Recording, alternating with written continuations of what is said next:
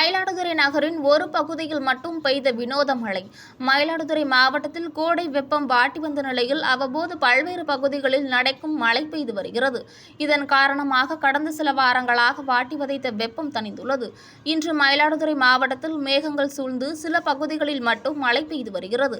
மயிலாடுதுறை நகரில் காவிரிக்கு வடக்கு புறம் சேந்தங்குடி பகுதியில் மட்டும் சுமார் 10 நிமிடம் நல்ல மழை பெய்தது. இதன் காரணமாக சாலைகளில் தண்ணீர் தேங்கியது.